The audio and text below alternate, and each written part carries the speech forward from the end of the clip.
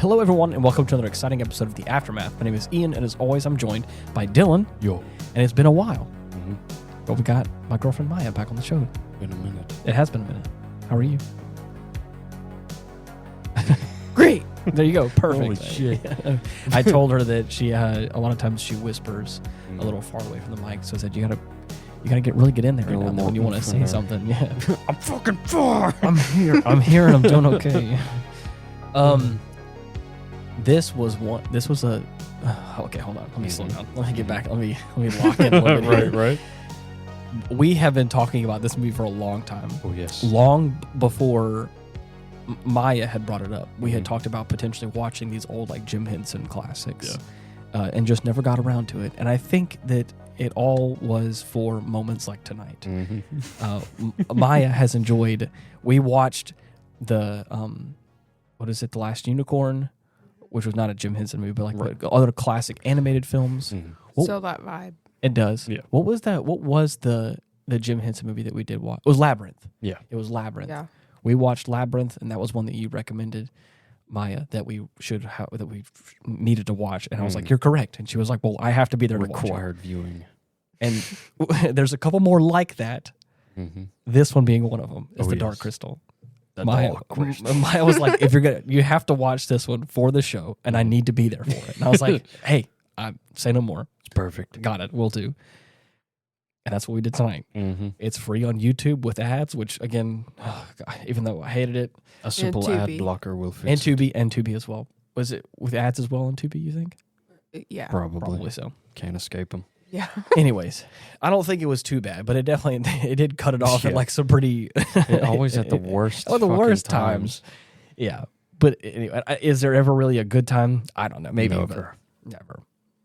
But I still really enjoyed it, especially because we watched it for free. So again, I'm not gonna look a gift horse in the mouth. I didn't have to pay a cent. I didn't have to pay nothing except for my attention.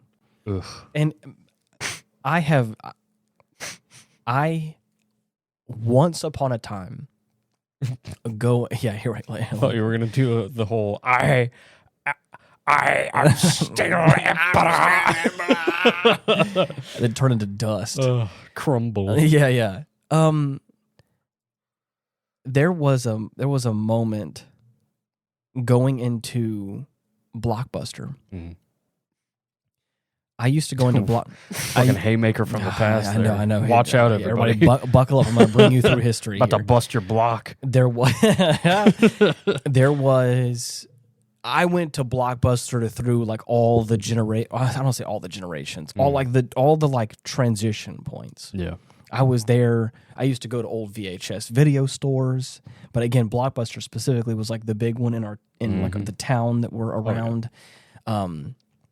They had every VHS on demand for a while, and then of course, whenever DVDs transitioned, again they had all the different DVDs you could ever imagine. And then of course, as video games became popular, they had a bunch of video games at the Blockbuster. Mm-hmm. I had the Game Pass where you could like pay a monthly subscription and just like swap out the games whenever you wanted to. I think I still have my physical copy of Battlefront 2 that I never returned. Yep. Mine was Final Fantasy. Which 10-2? No. Or just 10? Well, no. Which one was the one with lightning? Oh, 13. 13. Damn. Mine was 13. Wow. I played a friend's copy of 10, and then I owned a copy of 10 too. Wow. But I never actually played 10. Mm-hmm. I played 10 too and was like, I have no idea what the hell's going on. But that was any Final Fantasy game for me, really. Oh yeah. Dude, speaking of. I don't know if I told you, but I was able to find the Steel Case Collector's Edition for $20. Really? Has all the bonus content in there, has the booklet. It's complete. Okay. Only caveat is that the case is like dented toward the bottom. It still closes. Yeah. And it doesn't like wobble or anything while it's standing upright, so that's fine by me. Right. Well, yeah, my version was 13, and that by the time I was going to return it, they had like closed down, and so I was like, well, I'm just gonna. Lightning didn't return. No, definitely not. Not that time. And then I also got to a point where I was like, why didn't I swap out with something else that I actually kind of wanted? But I was like, yeah, it's okay. Yeah, exactly. Right. I'm saying all this because I remember going into Blockbuster and seeing a handful of like 80s films, like VHS copies of films, and the cases themselves were the things that stood out to me. Never watched them, but I always remember the look of them. And even whenever DVDs came out, like, you know, I still remember like the iconic, like the classics. Yeah. And there was a handful of them that I remember vividly, like the case for. I'm the same way about the Legend of Zelda Wind Waker and the Ocarina of Time Master Collection. Yes. That I would always see in there. Right. Of course, never got. Of course. I would always see like demos of them up on the TVs they had. Yeah. But that was it. I remember looking at the Dark Crystal and the Never-Ending Story. I remember vividly. And little Ian was like, what the fuck I remember was like, what am I looking at? I remember it kind of like, huh?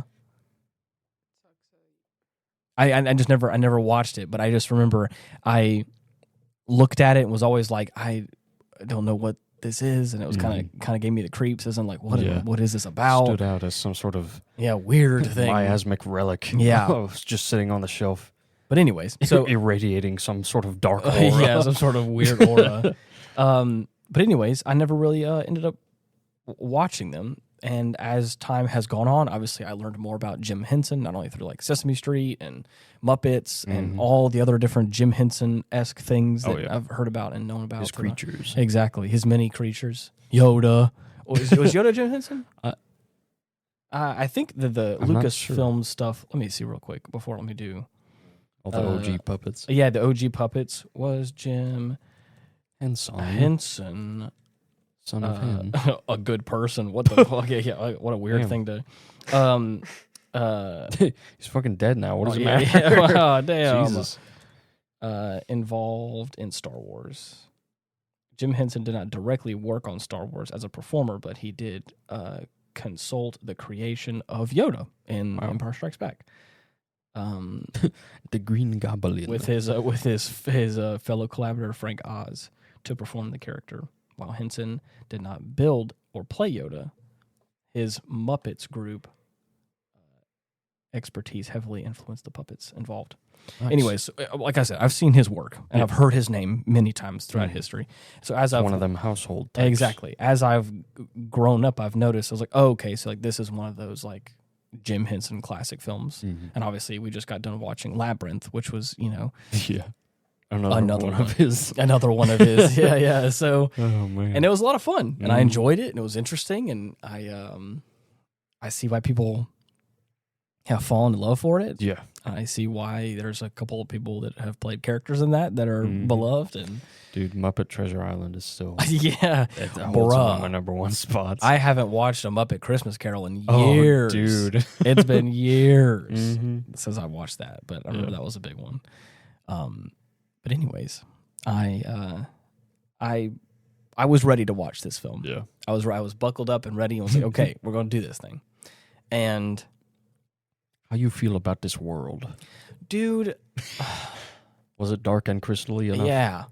In the first few minutes, I got what I was looking for. They had a nice narrator talk about the whole spiel, and I saw the crystal. Was like, oh, the dark crystal, a tower. Yeah, a dark, shady tower and a big dark crystal surrounded by crags and crevices. Yeah. Vulture, lightning, vulture-esque creatures, little Hagraven looking bitches. Ooh. And then, of course, at the very end, he's like, "And this was the dark crystal," and I was like, "He said the thing." Right. I was like, "It's the thing. We're here." The way he described it, we're locked in. Their fate, their power.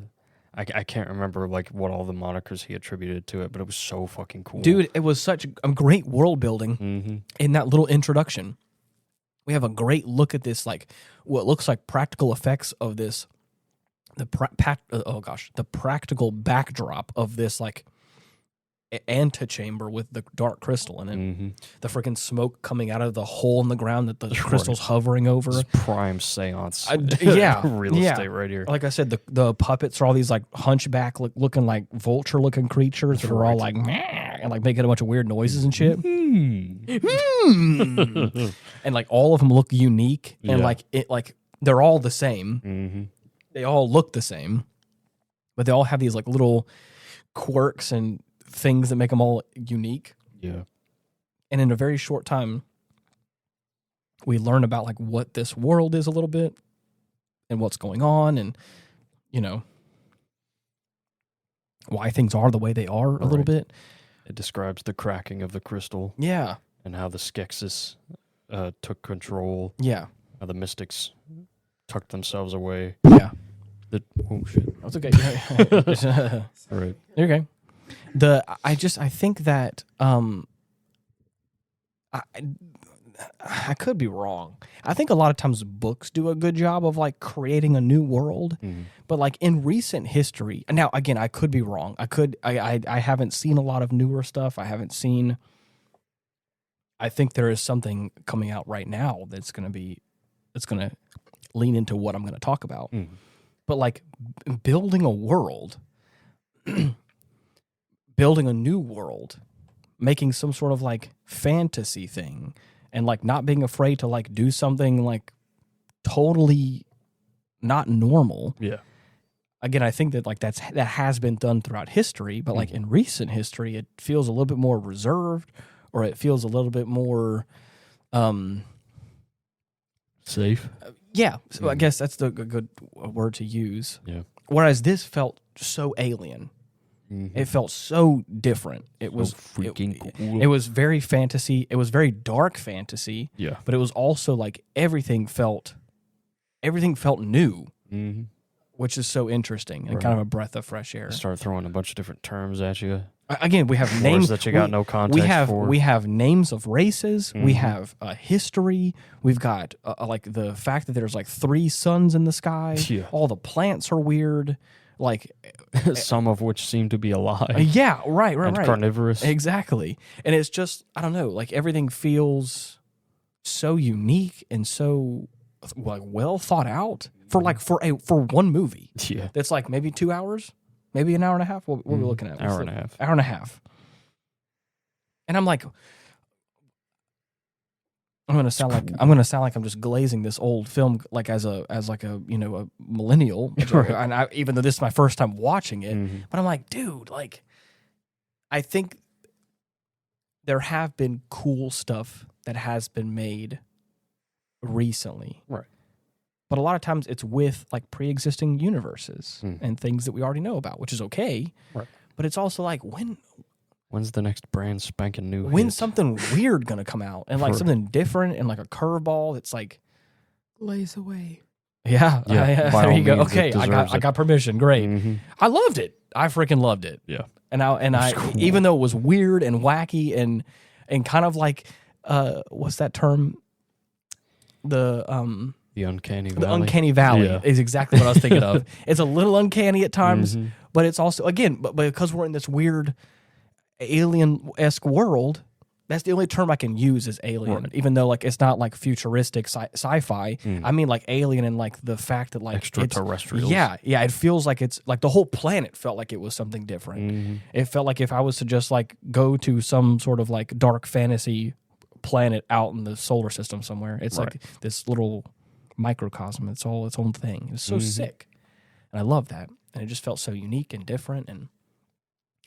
Creepy. The thing that I'm talking about that I think is coming out that is new, and like I said, there are things that have done it, but even still, I don't think this is going to match up to what I'm talking about for the Dark Crystal. But like the Backrooms movie, was like a Reddit post that kind of became something bigger, and then a person on YouTube like made this whole franchise out of it, and like kind of made this whole like universe that's like kind of building upon itself, and there's like lore that they're building into, and it's like an alternate history in like the 1980s, 1990s alternate reality stuff that feels new and different and kind of like, but it still kind of feels like a internet horror story, which we've all kind of, or at least I have come to grown into love. Which kind of feels new. Upon a few. Yeah, kind of feels new and different in a weird way and interesting. It's going to be like a psychological kind of horror thing. I think it's going to be kind of fun. But man, I don't know. This felt like a risky thing that. Yeah, this is among one of the prime examples I'd consider of like real classic dark fantasy. Yeah, I agree. While still being like not quite traditional fantasy, like with knights and dragons and all that shit. Oh, right. But still carries that same feeling. Yeah, we have this character, and he's our main man.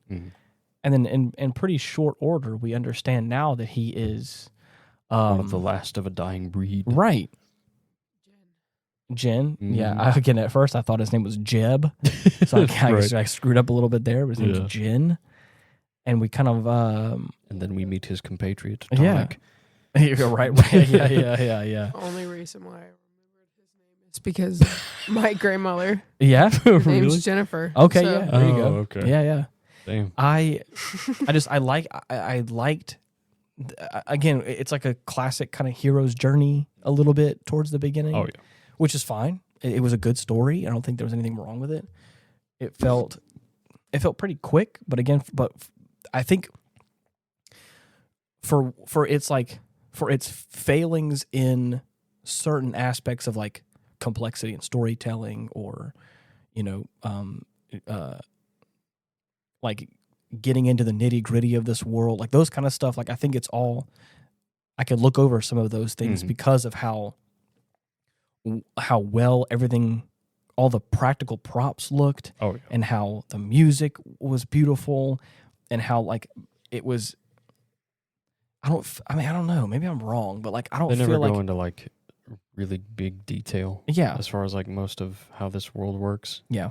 Because obviously there's a runtime to consider. Of course. But I feel like they give you just enough Yes. to put the pieces together and I agree. realize how this is supposed to work, what this means, and how they're supposed to accomplish whatever goal is set before them. Yeah. I like that. One thing that I didn't think that I was going to like when it initially happened, but I kind of still like, was when after he meets, is it Kira? Yeah. After he meets the other, what is his race called? Gelfling. The Gelfling. Yeah. After he meets the female Gelfling named Kira, like the only other one of his kind, they have this interesting moment where like he has like fallen into the swamp and he kind of like sees her and he's like contracted swamp ass. Yeah. He's in the swamp ass. He's sitting there and he's kind of like baffled by like, hey, yo, you're one of me. What the hell are you? Yeah, and she's like, yeah, I'm one of you. And but in a different language. Yeah, but exactly. And then of course, wings. what's that? I have wings. Yeah, I've got wings. I'm better than fly. you. But she like touches his hand to get him out of the swamp and that boom, he's stuck in. And then of course we get this, we get this interesting like sequence of events where like they are able to like communicate. But I like the fact embraced eternity with an Asari. Dude, oh my God. She's in my mind. Get me out of her mind. I liked that because it was a fun is that, would you call that Deus Ex Machina? Like, would you call that something to get the characters to like have a closer relationship quicker? There is like this little thing that takes place to where now I liked it. At first, I was like, I'm not sure how I feel about it, but then the fact that like we're also getting background on him, we're getting background on her, and like some of the trauma that they've both gone through, and of course it's happening like one on before one can finish a sentence, the other one's starting a sentence, and it's like it feels very quick. They just share each other's life stories. Exactly, it feels very quick, but it's happening just fast enough where you're like, okay, I'm picking up on what they're saying. I understand the context for what's going on and how they've gotten to where they are now. I'm sure there's a name for it, something like that, but I'm gonna go with the middleman eviscerator. Okay. It's not it wasn't bad. After it all happened, then it's like, okay, then they can like she takes him to like her clan place, which she's like she was raised by like a different race of like little beings, little hobbit dudes. Right. And so it didn't. The podlings, dude. So initially, like from the moment that they get out of the bog, and she's like, "Come with me, I'll bring you somewhere safe." It kind of doesn't. Not only are they the last of their race, but there's also like, okay, like at least they have like a little bit of rapport now because that's small interaction. They now know their like life stories together, and he's like, you know what, we're kind of one and the same. At least for me, like, and if I'm trying to be a little analytical about this movie, which I know it's whatever, it's a puppet movie, but like there's another little sequence that happens after they run out of the Podling village, where they like before they meet the like Strider dudes, and like the other, what was his name, the vulture baddie that was the Chamberlain, the Chamberlain, before they meet the Chamberlain in the like ruins or whatever. There's a moment in there where like he specifically says to her, he's like, "You don't have to come with me," and she's like, "I know." Yeah. And it's like just like a little thing like that where it's like it doesn't have to go into like even though the sequence of them like learning about each other happened maybe a few minutes ago, that little moment's like, okay, like I think she kind of cares for him in a certain way. She's in it for the long haul. Exactly. She's like, no, I'm gonna stick around. Right. You're not so bad. And I like that because, again, like I said, can't possibly leave this little dude to go it alone. Yeah. The fucking Hagravens. The only other guy that's like me who's kind of gone through the same shit that I've gone through. I don't know. Not gonna happen. Yeah, not gonna happen. And I don't know. And I liked that. I liked that, again, like the movie was moving pretty quick. But it got to a point like that, in that moment, where I was like, okay, I can suspend disbelief for the fact that like they just met literally, but like she probably cares for him and he also kind of cares for her, even though he said that he's like, you don't got to go with me. It was more like I don't want you to, I don't want you to get hurt. It's like, fucking dangerous. It's dangerous out there. You don't got to. I think my favorite little interaction between the two is whenever they go to the ruins of their ancestors and they're taking a look at like the hieroglyphics and inscriptions. And, and Kira's like, what are these strange markings? And I think he says they're writing. Yeah.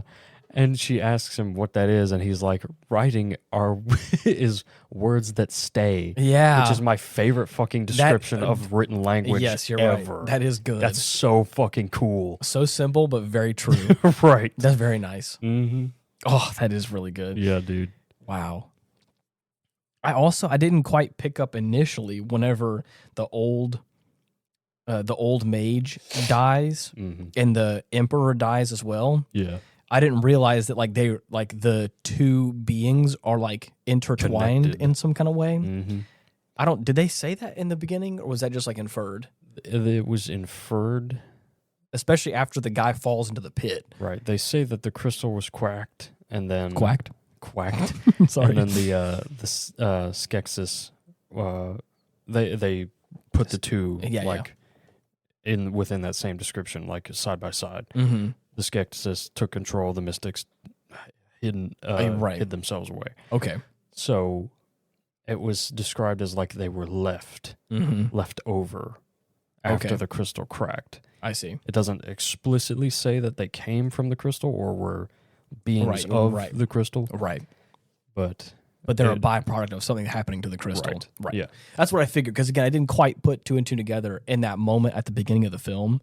But then after the, I think he's like the slave master or whatever he was, or like the pit dude, the mad doctor. The chairman. Right. Taking the life essence. Yeah, exactly. From all these poor little slaves. After he gets dumped off in the freaking flame pit and the guy just evaporates. I was like, what? Yeah, dude. What? It's like, my man's catching strays out here. My favorite part is that there's not much like fanfare to it. It just fucking like, there's a flash without much noise and he just fucking fades away. And the rest of them turn around like, what? And they just then keep going like, keep on shuffling away. That's one of them taking care of them. Well, okay. Jeez. Yeah, I don't know. It's interesting. But yeah. I liked the flow. I liked the pacing of the movie. I felt like it was pretty quick, but not like in a bad way. Oh, because they get a lot done.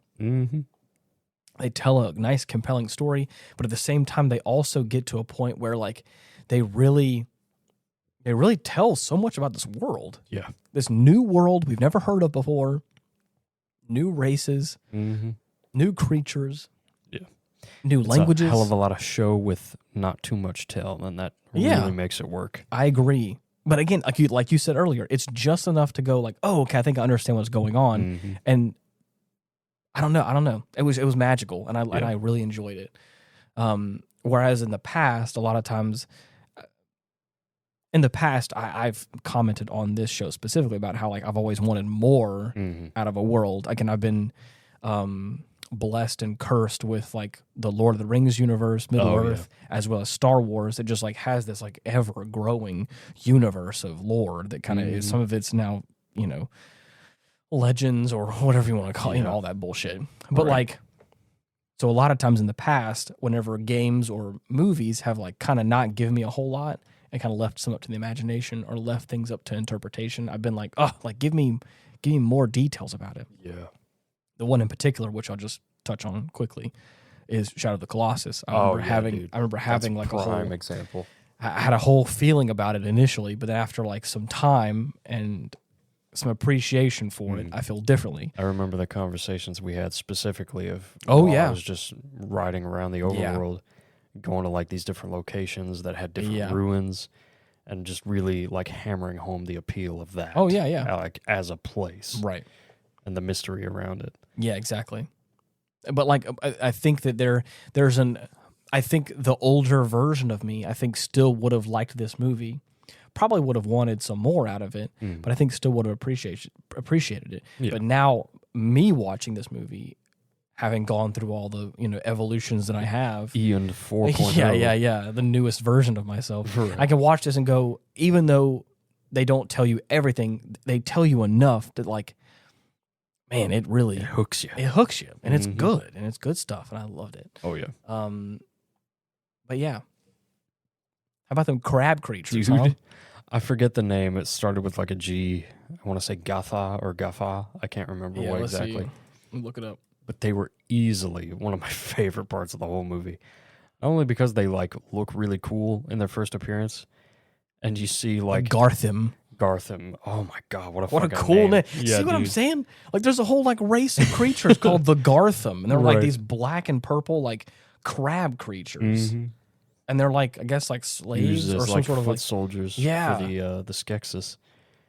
And dude, it reminds me of how I felt whenever we first started playing Mass Effect. Really? I don't want to say first playing Mass Effect. Whenever you first started telling me about the lore of Mass Effect, which is way before we started playing it. Yeah.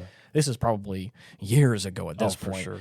Before you even, you know, before we even started living together, there was a moment where like the more and more we talked about, or you talked about the lore of Mass Effect and the aliens in them, and then of course the whole like the Reaper stuff and just the greater lore of Mass Effect. I had that realization of like, this is some like new shit. I mean, obviously at that time it was well after Mass Effect 3 came out. I had just never been privy to it. Exactly. It was new to me, but I was like, in that same feeling of like, man, this is some cool fucking shit. But it's a unique world that was built in its own thing. Obviously, there is like still humans and Earth and that kind of shit in it, which is, that's fine. But it's still like it does its own thing. It has its own races of aliens, its own technology, its spaceships, its ancient elder gods and that kind of shit. It's elder like squids. Elder squids. There's always an elder squid, and everything goes back to crabs, and it wants to kill you. Exactly. And I feel like that with this too. You start talking about how like, like the Garthim are foot soldiers for the Skeksis in this world in the Tower of Crystal. It's like that's fucking cool. That's what I'm saying. It's like, okay, like that. That's the kind of random bullshit that stuff like this is built upon. Yeah, and I think that's what I mean. Is like I could not be privy to things that are coming out in modern history that does have that. But that's what I'm talking about. It's like, is there anything happening in today's day and age that is like that is doing some sort of new cool shit, that is making some weird fantasy, weird sci-fi shit, that's just this new stuff that's making its own universe and doing its own thing and kind of being weird with it. It's, I did recently watch Project Hail Mary. Okay. And dude, you watched the new movie? That is some good shit. I've never read the book. Oh my god! And I've because the movie was coming out, everyone's been talking about how good the book is and how much, and I've really been considering picking up the book to read it. I've heard there are slight differences, but that's which I mean, that's always standard fare for any book adaptation. But man, you gotta find a way to put the good stuff in 2 hours and 30 minutes probably. I fucking love this movie. Really? Yeah, it was great. I'm okay. That makes me really, because I mean, obviously everyone on the podcast knows this probably by now. I trust Dylan's opinion a lot of times. And that makes me happy to hear that because I've wanted to watch that movie. Yeah. And I think you'll like it. Really? Oh, that makes me so happy. Yeah, dude. Okay, so now I'm curious now. Like, I need to figure out, should I read the book or should I watch the movie? Now, not sure what's the best option. I'm probably gonna watch the movie first to begin with, but yeah, I'm not I'm not one of those that like is like a purist. Yes, as far as like adhering to the source material. Partially because I'm not one to think that one ruins the other. They are two different art forms, right? And I, as a person who has watched a lot of films now in my life, but also has been like a part of like making films and being a storyteller through video. And doing that as like a career and like doing cinematography stuff, obviously I want to tell a certain story. And sometimes I feel like I can tell that story better in certain ways on camera.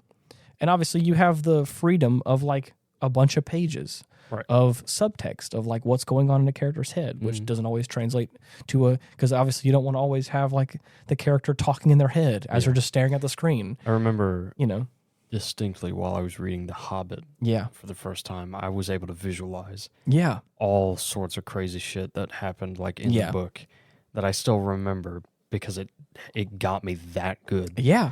Like it was one of the first times in a while that a book had really like made me want to go back to it and just finish reading it as soon as possible. A classic is The so Hobbit, good. Dude.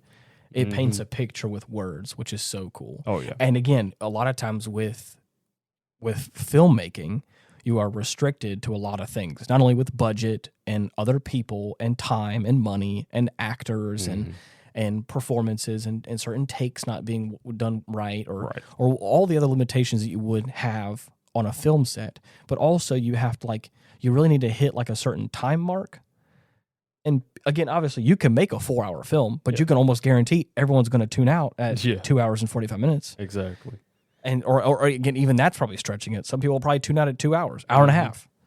This is like, again, The Dark Crystal, for instance, is a movie that's an hour and a half. It can tell a great story. But I would imagine if you take all that and you take The Dark Crystal, the script, what's given on the screen, and you compress it down, it'll probably be a pretty short book. And you could probably expand upon it and make it even more in depth. You can go into even more crazy detail and expand upon the world even more. Because you kind of have that freedom in a book. You can make a book, 500 to 1,000 pages or whatever, and it's like, it's a pretty big book, but like... Here's an addendum. Exactly. And I'm saying that because like I can watch a movie, I can read, to keep it on theme here, I can read the Lord of the Rings trilogy and go, ooh, that's a lot. Yeah. And I can watch the Lord of the Rings trilogy of movies, and they're two separate things. Right. But the movies, I think, did a great job. I mean, there's no way you could fit all of those in the movies that they are. Right. As it is, if you take the director's cuts of those movies, that's 13 hours, 12 to 13 hours or whatever. Yeah. That is a lot of film to go through, and there is still more that they could have they chopped out. And you see them. That's what I'm saying. It's like I can look at those movies and go, they are beautiful for what they are. They are. They do such a great job with the acting, with the set design, with the props, with everything else that is involved in it, and it's beautiful. That's wonderful. And I feel like I'm saying all this because I feel like I could watch the movie and go, okay, I could watch Hail Mary, Project Hail Mary, and I could look at it and appreciate what's there for how good the movie is. Oh yeah. And then I could pick up the book and then probably read it and then get more context and let my imagination wander a little bit more and get the little nitty gritty details that are in the book that are always in there and appreciate that for what it is. There's no need to, I mean, yes, people love to compare it because they want the 1-to-1 copy of their book in the movie, and that's not always possible. Yeah, no, even if the book was small enough, sometimes you still have a director that's like, I kind of want to go a different creative route, which sometimes works and a lot of times doesn't. Yeah. But sometimes you want to kind of, I have the creative, I'm thinking for myself here. I have the creative freedom to tell the story. Here's my point A. Here's where I have to end up, and let's see what we can do to kind of have fun with it to get there. I don't know. And like I said, maybe I'm not always a perfect representation of that. But who is? I'm willing to have a little grace in that kind of stuff. And I'm saying all that because there have been moments where that has not been the case. Yeah. I remember reading the Aragon books. Oh, and the movie yeah. did a dog shit. Yeah. The movie was atrocious for a number of reasons. And again, it wasn't just the movie itself. It was a lot of like the production company, the executives, the corporate executives up top, and wanting to make a bigger franchise, and just a whole bunch of stuff like that. The whole 9 yards. Once you start looking into it, once you start peeling back the surface, you're like, oh, there's a lot more here than just them making a bad movie. Corporate meddling is. Never. Yeah. So, anyways, that's all I'm saying. There has been bad moments where I can look at that movie and go, the movie's probably not bad, but like if I'm to compare it to what the story is, they did a pretty poor job. Right. So I'm not going to sit here and praise every book adaptation, because that's not always the case. Right. But I'm also like, take it. It is what it is. Exactly. Take with what it is. Right. I didn't personally like the Hobbit movies. I didn't like the fact that I don't think it was bad, but they like expanded it and they added a lot of stuff into it that I don't feel like was kind of needed, which wasn't too bad. They added characters that weren't there, and I was like, I don't think it was bad, but wasn't my favorite. Anyways, I think my favorite part about the Hobbit films were the fact that they included some of the musical numbers that were in the book. Yes, dude, you had to. You had to. If you didn't, you would have fallen flat on your Goblin face. Town, bruh. That's what Bilbo Baggins hates. And that's what Bilbo Baggins hates. Fucking love that shit. Smash the plates. Mm-hmm. Oh. They just, because that it didn't occur to me that would be something they'd factor in, like, at all. Oh, yeah. Because in the OG trilogy, I don't recall any musical numbers, like, whatsoever. Then again, I don't think there's the one that people didn't like that I think Pippin did. Oh, yeah. At, like, the battlefield that wasn't in the book at all. Mm-hmm. That he was, like, singing before the battle. Oh, yeah. Of Minas Tirith, I think, or whatever. He's singing to the king, I think, or whatever, which I don't think the song was bad, but, it's whatever. So, yeah, I don't know.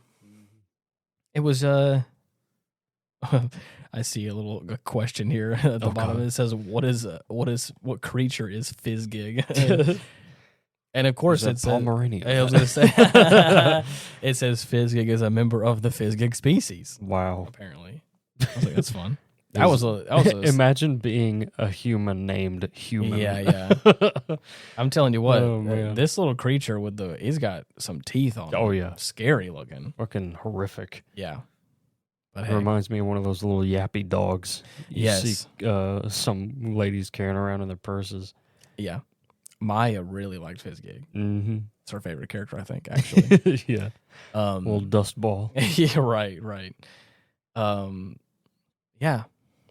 Dude, the puppet design was so cool. I like again to go back to the Garthim, like these like the big crab creatures that like you can see what the basic silhouette is supposed to be, but you can also like see as they move the actors' like legs. Yes. Yes. Just like they're hobbling around. Yeah. The fact that there's like the silhouette of it is so nice. There's so many cool shots that I'm looking at here that are from the movie. It reminds me of those big mutant crabs from Fallout. What are they called? Mirelurks? Yeah. I think. Fucking Mirelurks. Yeah, dude, you're right. That is what that is. Yeah. Oh my gosh, yeah. Talking about a throwback. Right. Yeah. But I feel like wasn't there also like a crab type creature in like a sci-fi game or like a big thing like that kind of fits that same vibe that I could be wrong. Yeah, I could be thinking of Fallout, to be honest, and I'm thinking about it. But I'm trying to think of what else has crustacean creatures. Everything goes back to crab. Right. One way or another. Everything is inevitably a crab. Krogans keep popping. Oh my god, head, dude! But yeah, they're just straight up fucking. Oh man, this is a tangent. Okay, because I love Krogan. Yes, I have a son who is a Krogan. Mm-hmm, you do, and I love the revelation that I experienced whenever I found out that they were technically prey animals on their own planet. Really? Yeah, because they lay like big old clutches of eggs to like reimburse the population numbers, because the planet they inhabit is so fucking hostile. They fight thresher maws Oh yeah, like day in and day out. oh my And god. I remember another like determining factor was that the eyes are on the sides of their heads as opposed to like front facing, you know? Yes. And dude, it blew me away. I was You're like, right, there's you're no right. fucking way. There's no way. These are the equivalent of mad fucking like bulls yeah, and mooses with scales and like plate armor. crazy and It's guns. insane. Yeah. yeah. It's crazy. Yeah. Oh, That man. is. I never thought about that. Right. That's interesting. Like imagine just having a big fucking cow. Yeah. Like a longhorn motherfucker Yeah. with Just- a gun. well, you're just with like, a shotgun. "Sup?" That's on your team. Oh man. Yeah, I'm your son now. Yes, you are, buddy. Yes, you are. Feed me, father. Feed me, father. Oh, I miss Grunt. Oh my gosh, dude. We still haven't met him yet. We have it in 3. No. Yeah. But we'll get there. Yeah. That's gonna be good. I still remember the reveal trailer for 2 where he's like on Tuchanka taking cover behind a bunch of fucking debris and that thresher maw comes out of the ground. Dude. He just blows its head clean off with the claymore, man. Oh my god.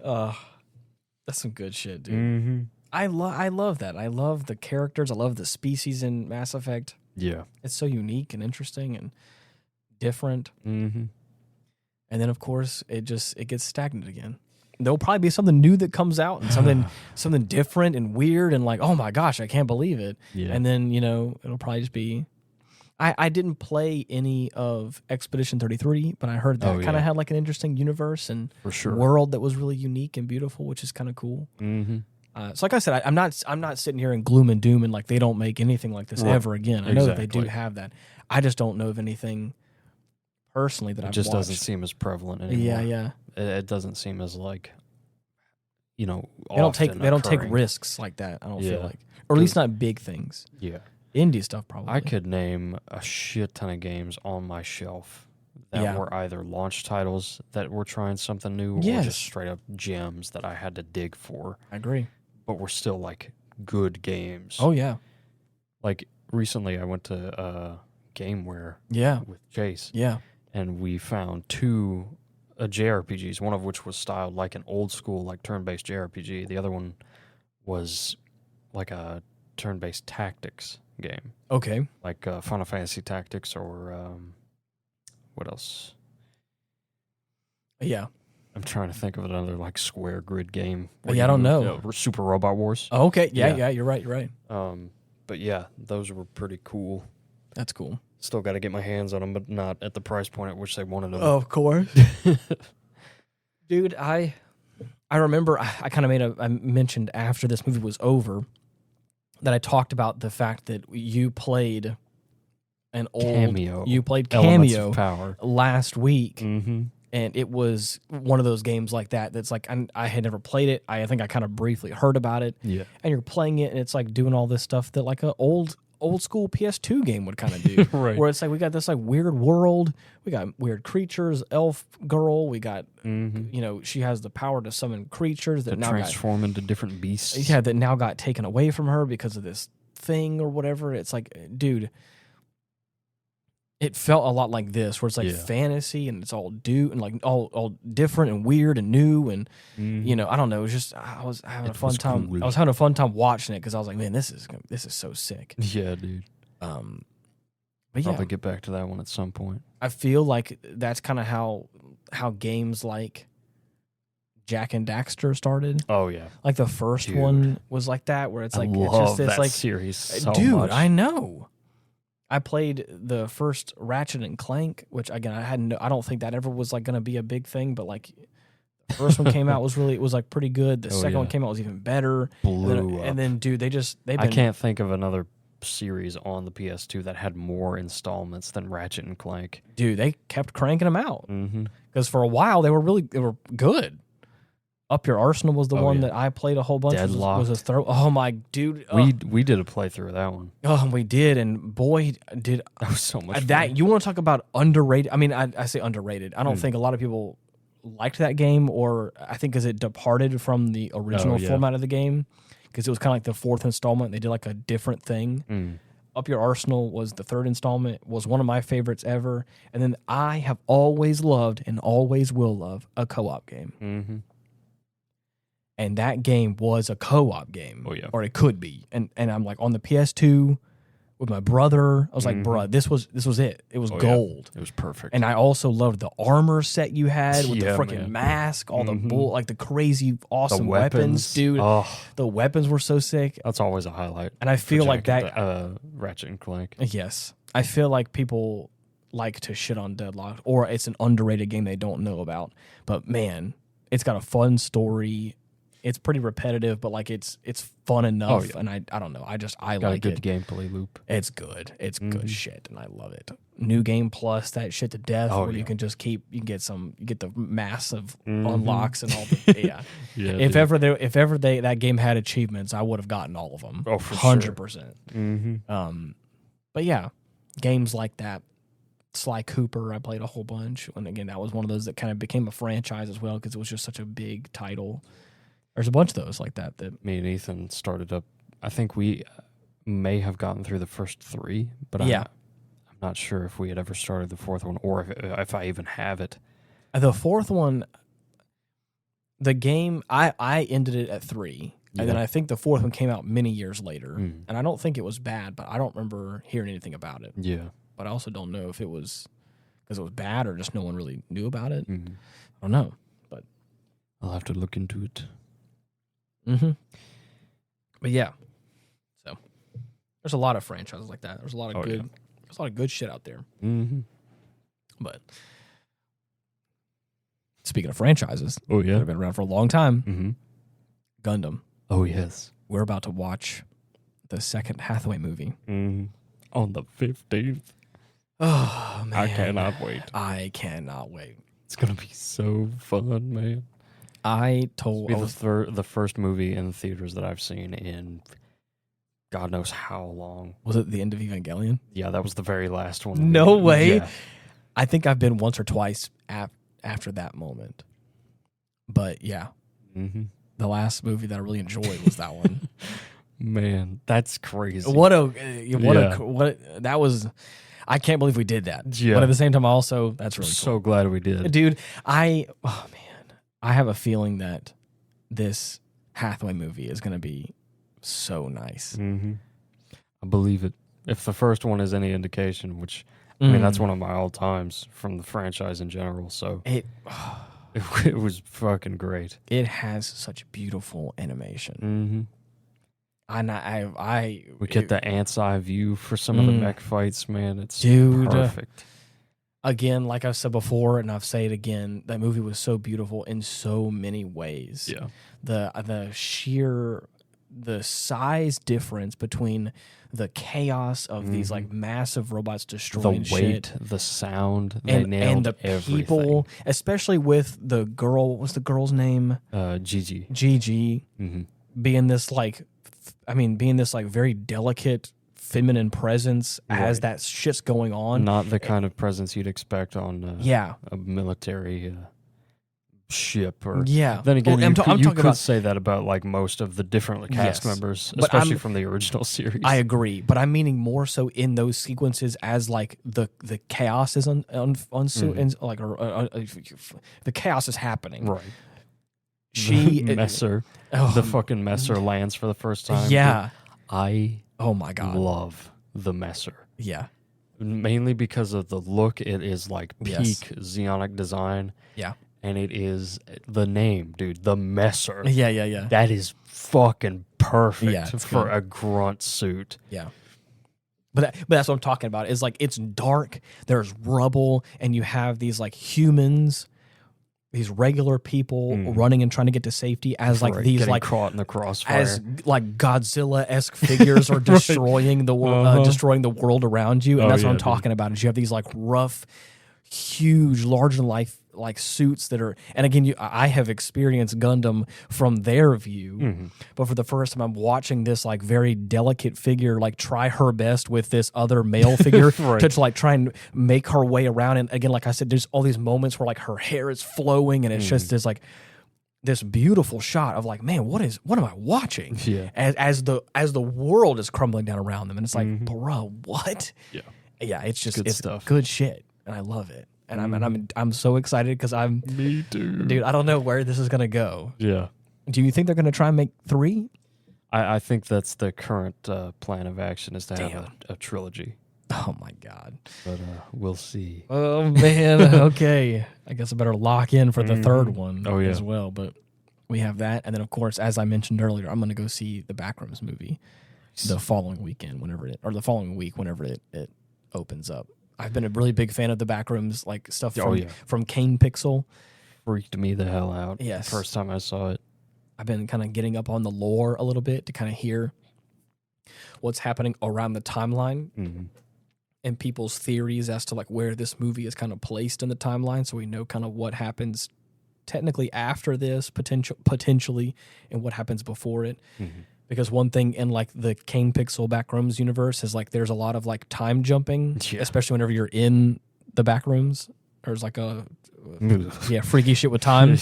And so it gets really scary and spooky, and I'm like, I'm locked in for it. Maya as well is kind of been watching it with me, and she's really into it, and so she and I are both excited for it. Sweet. So that's gonna be cool. I'm looking for Easter eggs. I'm looking for a little hidden shit in there. So yeah. What else you been up to this past week? Anything else good happening? Oh man, not much. I've been getting some characters up to snuff in Zenless, dude. Seeing what's what. You got some good characters in the game. I do. It's crazy. And not only that, but I'm also like I'm excited for the S rank Billy character. Oh yeah. Not only from like the character design that I've seen, but like the moveset. Yeah. I'm excited to see where that's gonna how that's gonna play out in the bigger picture of everything. So from what I've seen of like the story mode, which isn't much, I didn't want to like spoil too much. Right. It looks pretty damn good so far. Yeah. Mm-hmm. That's really cool. Yeah. Which, I mean, as good as you can expect from a gacha game. But yeah, exactly. Yeah. It does better than most. Yeah. That's really cool. I've been playing a lot. I don't want to say a lot. I've been playing a pretty good amount of Elite Dangerous. Oh, yes. And I Advanced Danger. And dude, I'm actually really excited that you hopped on with us. It's fun. And dude, I'm so hyped. Storming that complex on that dark the dark moon. Planetoid. Yeah. The dark just of the moon. Murking dudes left and right. That was fucking fun. Dude, especially with the low gravity, man. Yes. Oh. Dude, there was one time where I round the corner and I go, oh, and then Dylan absolutely blasts this dude. As soon as I see a hostile, it's on sight. Dylan had chosen like the Dominator suit, which is like has more armor and gives you 2 primary weapons basically. And man, he didn't have the primaries yet, but that pistol he was putting in the work. My little pea shooter. He was putting in the work, dude. It was center mass and fucking headshots I was going for, and that did the trick. Stay down. Right. The funny thing is, like, we were playing with our buddy in front of the show, Dakota, and the crazy thing is, there was whenever you're trying to get onto a planet, it gets a bit tricky if you've never done it before. Landing was a trial. Obviously, as you can imagine, especially because... But that adds to the build-up to it, for me at least. Exactly. Because it's easier because there's an auto-landing sequence. And whenever you get up to the complex, just like with many other major things, you can hail the complex or hail the station and be... I'm coming to kill you, over. I'm coming to get you, over. You can request docking permission, and of course, a lot of times if you're within a certain requesting permission to fucking maim and dismember, to ruin your life, right? You have to be a certain distance from it, about 7,500 kilometers, and of course, you can request access, and then of course, whenever they accept, or deny in vain. Right. You turn your thrusters down, and then the auto docking process takes over, and of course it lands the ship for you and kind of gets you on the pad and get your landing gear all set up. So it's kind of a hands-free process, which is nice for like the space stations that rotate in space and are a bit tricky because they have like a narrow slot to get in. Yeah. Anyways, needless to say, there is whenever you're landing on a planet, especially for what we were doing, we were planning on attacking the base. And whenever you're doing on-foot missions, if your ship is too close and you start blasting goons, they know it's your ship, and so they'll start shooting your ship. Yep.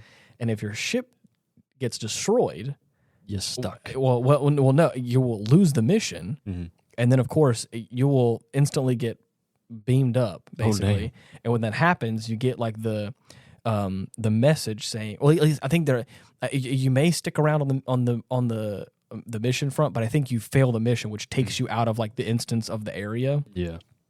Whenever you do that, you have to pay for a new ship, and you get like transported out to like the nearest station, which is sometimes far away. So again, a lot of times whenever you're doing a mission like that, it's advantageous for you to be a couple, 1 or 2 kilometers out from the mission, and sometimes behind maybe a little hill. Yeah, as far as they're concerned, I should just be some random vagrant. Exactly, just walking around. Some random moon man that has decided to wreak havoc. Yeah. So what I'm saying is, whenever you're coming into the planet, you can lock onto the actual area you want to land next to. You're like your target, if you will, your victim.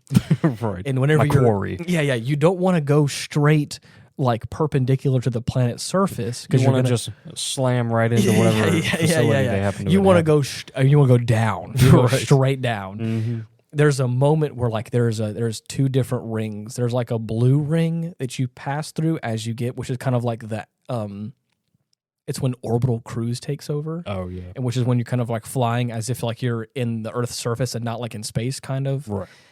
And then, of course, there's like a yellow ring, which is whenever you drop inside the atmosphere, and that's whenever your glide can be engaged. And there's different like number markings for that on like your altimeter, which again, that doesn't matter. Yeah. I'm saying all this because there's a moment whenever you kind of enter in that blue area and like orbital cruise is taking over. You want to position yourself where like you are kind of heading at like a diagonal to like your location. So if you're gonna start flying straight down, you want to fly straight down, like not over the target, but away from it. Because whenever you start to engage in like orbital cruise, you want to be able to like to level off and kind of hit it at a diagonal like that. So whenever you get to like your position, inside your inside what you call it, like the glide takes over. Yeah. The glide engages and it puts you like at max speed for like orbital cruise, and you just kind of like hover, like you literally can just like fly, like float your way down, which is fine. But like it's all I'm telling you all this, which I feel like I'm rambling about this, but you do all that, and like how do you say this? You want to like engage that glide at a certain distance from the target, which is like probably a couple 100 kilometers out.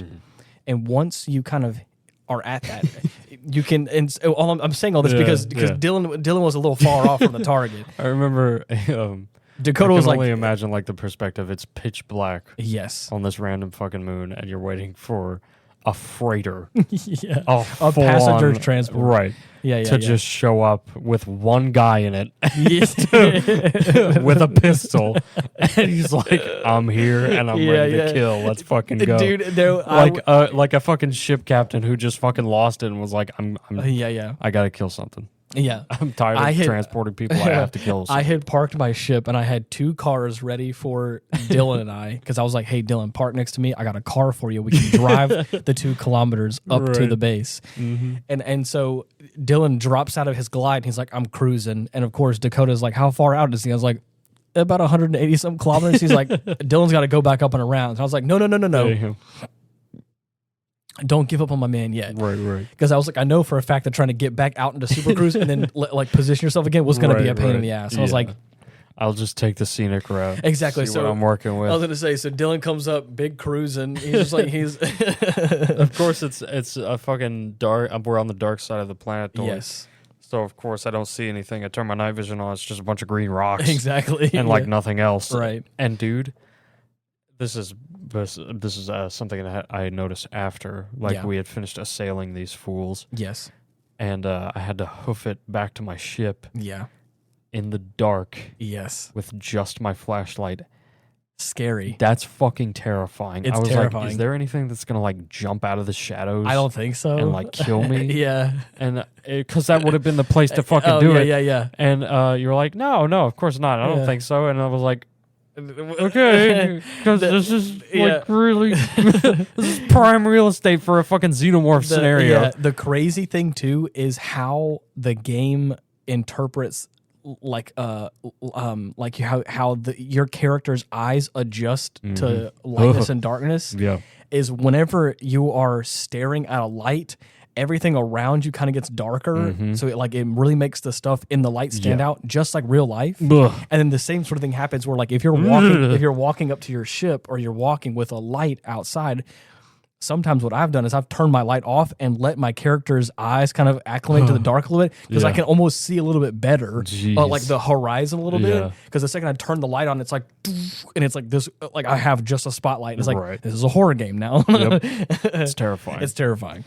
Never gonna do that again. Yeah, exactly. But anyways, so it's it's a lot of fun. I've been having a lot of fun with it. And again, hopefully in the next month or so, they're gonna have basically raids. Is kind of what what's gonna be. Right. What do they call it? Operations. Operations. Yeah, that sounds cool. And I think it's gonna be a lot of fun. And I'm excited about it. And it's I like flight simulators and space and guns. The final frontier. Exactly.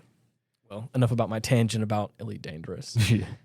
I've yapped about it too much, but that's what I've been playing recently. No such thing. Yeah. But I'm glad we got the chance to watch this movie. Oh, for sure. It's been a lot of fun, and been a long time coming. Yeah, and I think we have another classic film potentially coming up next week. Yeah. If that plan. Dude, I can't wait for you to see that one, man. I'm excited about it as well. But anyways, you know how to get in touch with us. We have comment sections on Spotify and on YouTube where you can leave your responses if you want to let us know what you think about the show. If you want to send us a little thank you, or you want to say you love us, or well wishes, or ill curses. Well, curses I might delete. That's just because I don't want that on me. You just have the power to delete curses. Yeah. No. I curse you. No, you don't. No, you don't. No. Yeah. Or if you want to leave us some suggestions or anything like that, you want to let us know what you're up to. What are you playing? You know how to get in touch with us. Yeah, right. We're on all the major podcasting platforms where you can be sure to subscribe. If you go to YouTube, you can type in @Hindsight Studios, where you can find the YouTube channel, which has all the different stuff on it. It'd be really cool if you check us out there and like and subscribe, all that nonsense. Bullshit. I'm trying to get Ethan to come back and do another About Nothing episode. One of these days. But you know how it is. And until next week, thank you so much for listening. See ya. Bye-bye.